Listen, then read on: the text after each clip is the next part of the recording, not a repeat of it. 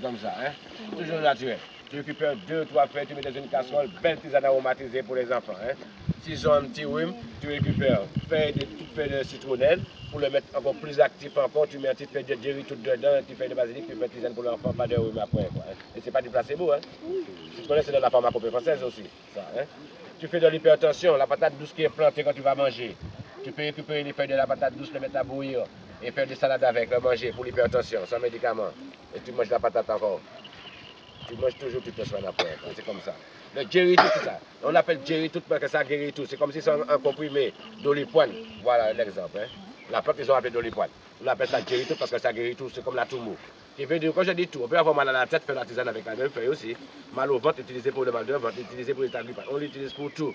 Hein, c'est un potomitan. Là, celui-là, on a donné l'image, le nom de monsieur d'olipoine, tellement il est efficace. Hein. Parce que l'olipoine, ce n'est pas le vrai nom de la plante, mais c'est que la substance de cette plante, on le retrouve dans tout ce qui est paracétamol. Alors, ils ont surnommé d'olipoine. Alors, mal de tête, tu te fais couper en 3 en infusion, c'est excellent. Tu as la brisée ici aussi. La brisée est de la pharmacopée française. Hein. Si on va dans la pharmacie, c'est difficile, les agripales, oui, tout ça, on utilise en tisane aussi. Quoi, hein. Et comme je dis, le truc le plus fréquent qu'on va attraper, c'est un rhume, un petit mal de tête, un mal de ventre, un petit eczéma, des petits trucs. Pas tellement méchant, mais tout ça il est à côté pour soigner tout ça. Pas besoin d'aller au médecin pour faire ces choses-là.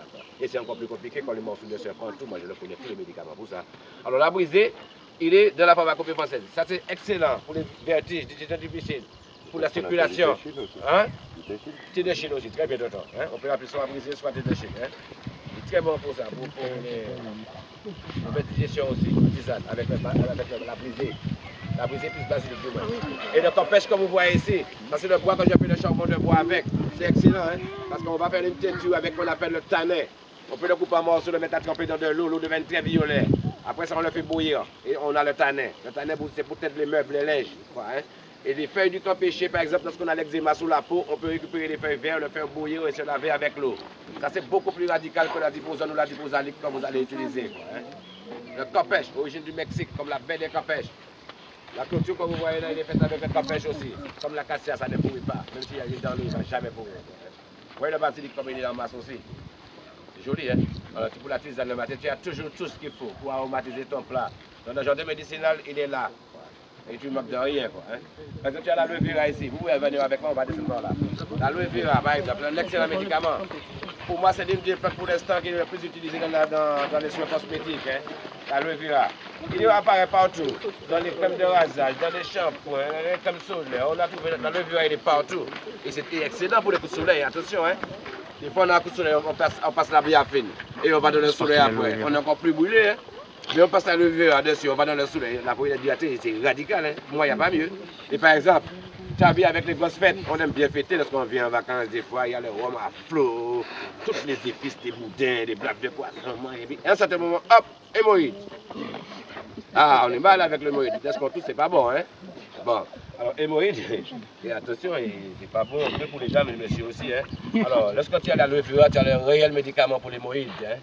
Si c'est l'hémorroïde qui sort, parce qu'on a l'hémorroïde qui rentre à l'intérieur, et il fait très mal, et il y a l'hémorroïde qui est sorti, hein? L'hémorroïde qui est sorti, tu passes dans le jardin, tu récupères juste la tige imbibée de gel, quoi, hein?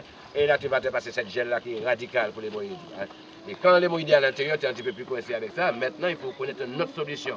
À ce moment-là, il faut prendre la tige, tu enlèves la première petite couche de peau qu'il y a dessus et tu fais des petits bâtonnets avec. Et ces petits bâtonnets-là, tu le mets dans un plat et tu le balances dans le congélateur un moment. Quoi, hein. Et quand il est balancé dans le congélateur, ça va dessus, ça te fait des suppositoires pour le mettre dedans. Et là, c'est excellent. Hein?